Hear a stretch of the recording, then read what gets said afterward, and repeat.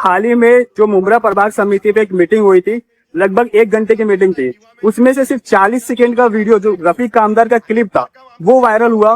क्या उस वजह से भी प्रॉब्लम है? ये नोटिस उस वजह से आई है? मैं दावे के आप साथ क्या कहता हूँ बोलना कि ये वही वीडियो और वही डिबेट रफीक भाई की इनको नोटिस का कारण बनी। मैं चैलेंज के साथ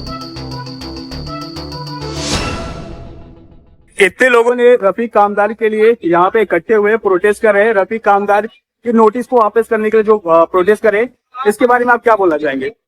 मैं समझता हूँ कि रफीक कामदार वो साहब है क्या डरे क्या चाहते उस शासन से और सिस्टम से सवाल करते हैं। अभी मैं समझता हूँ 1.5 महीना पहले इसने बहुत सारी का मुद्दा देखा होगा जहाँ पर बहुत बड़ा फितना पैदा करने की कोशिश की जा रही है। उसका अगर किसी की सबसे जोर की अगर आवाज आई है, सबसे पहली अगर आवाज आई तो उसका नाम है रफीक कामदार।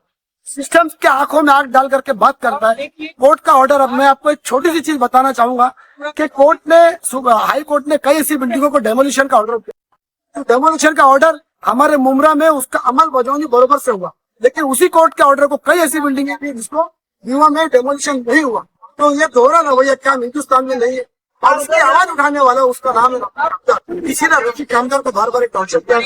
मेरी सिस्टम से, प्रशासन से ये मांग है कि कम से कम इसको बारीकियों से देखिए कि अगर सच में रफीक कामदार तड़ीपार का आरोपी तो कीजिए, कोई बात नहीं है। लेकिन अगर वो तड़ीपार का आरोपी नहीं है, अगर वो घर में बैठे लोगों को सच्चाई बताता है, घर में बैठे लोगों को दाने गट्टे की सच्चाई बताता है, शासन सिस्टम का 8 लाख नौकरी बंद करता है, तो मैं समझता हूँ कि सिस्टम को इसको बारीकी से देखते हैं। इस तड़ीपार की नौकरी को खत्म करना चाहिए। हमारी रिक्वेस्ट है उच्च।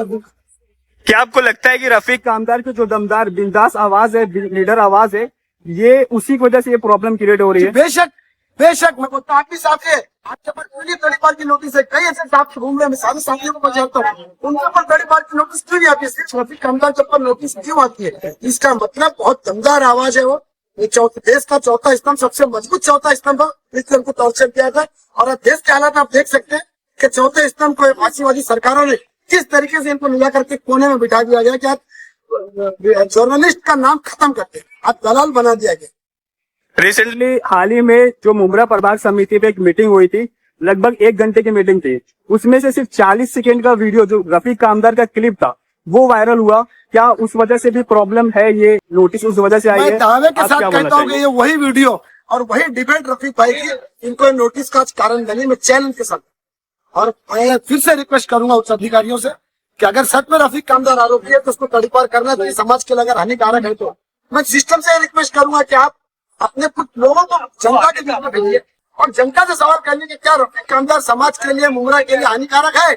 अगर जनता बोलती है रफीक कामदार हानिकारक है, जनता के लिए हानिकारक है, मुमरा के लिए हानिकारक है, तो रफीक कामदार को तड़ीपार मत कीजिए, उसको देश से निकाल दो, पाकिस्तान भेज दो, उसको मैं बोलूंगा। और अगर हानिकारक नहीं है तो रफीक कामदार के पीछे पूरा मुमरा खड़ा है, हम सब साथ में ताकत के साथ।